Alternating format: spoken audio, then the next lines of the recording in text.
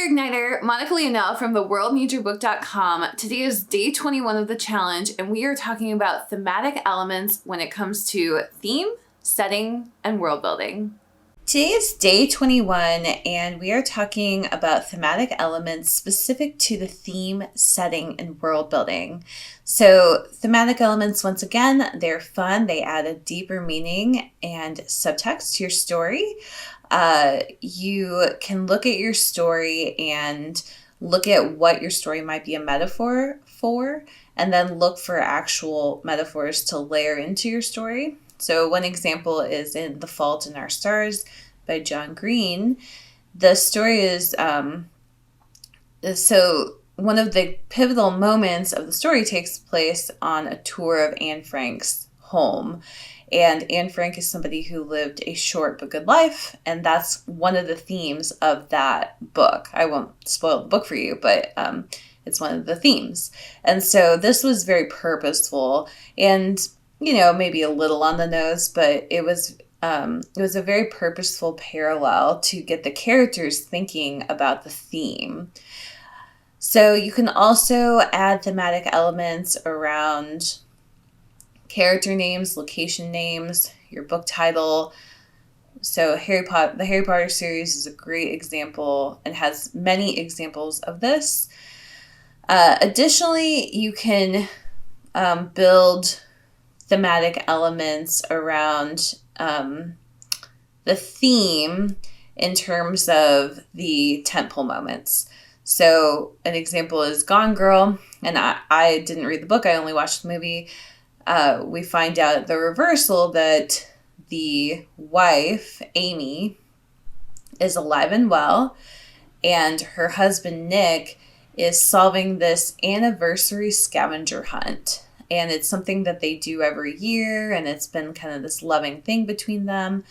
So he gets to the end of this scavenger hunt. She has a anniversary present for him, and there is actual stuff, but also she has decided to frame him for her murder, and that's like a big part. That's the pivotal moment of the series, because for the first half of that book / movie, we think that she's dead, and so you find out at the midpoint that she's not. But everything about that reveal is, it's all part of the theme and the world building. So even in a story that is not focused on fantasy or sci-fi or historical settings, it still has kind of this heightened drama. So there are a number of really great series. So Big Little Lies is another one. And I think you can see it much more in movies and television shows than in stories. But Big Little Lies is another great example of a heightened world building. Basically it's a real town called Monterey in California, but they've actually it's really like not the real Monterey, California. So they use that setting, but they've heightened all the characters. And so like everybody lives in these big sprawling mansions, and there's all this drama in like the kindergarten class. It's like kindergarten or first grade or something. There's all this drama, and it's this very like sudsy type of setting. And so you see that as well with like Melrose Place, or I'm trying to think of the series. It's currently running on the CW at the time of this recording, and it's based on the Archie comics. I think it's called Riverdale.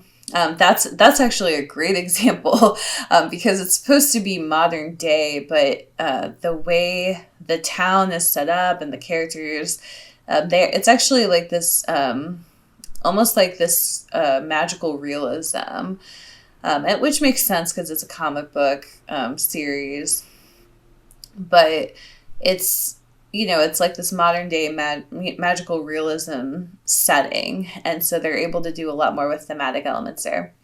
So Anyway, these are just some examples. Even if you're not doing the typical world building, you actually still are going to have some world building, because it just makes your series a bit more fun. You don't want to write it too realistic unless that's purposeful, I guess, if that makes sense. All right, so you can do this with your thematic elements. And in the day before, I had a list of thematic elements. So you can go to day 20. There's a list of things like mood, weather, objects, metaphors, motifs, that sort of thing. And so this is just a way that you can, this layout is just so you can fill in the bubbles with any thematic elements you think of that are related to setting, theme, or world building. Thank you so much for watching and listening. If you have a question, make sure you leave a comment in the comments section. I'm happy to answer it. Additionally, if you have any desire to join the challenge, definitely check out the links in the description. It's never too late to join the challenge.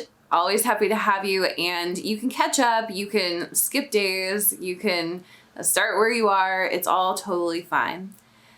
Hope that this has been helpful to you. Have a wonderful day.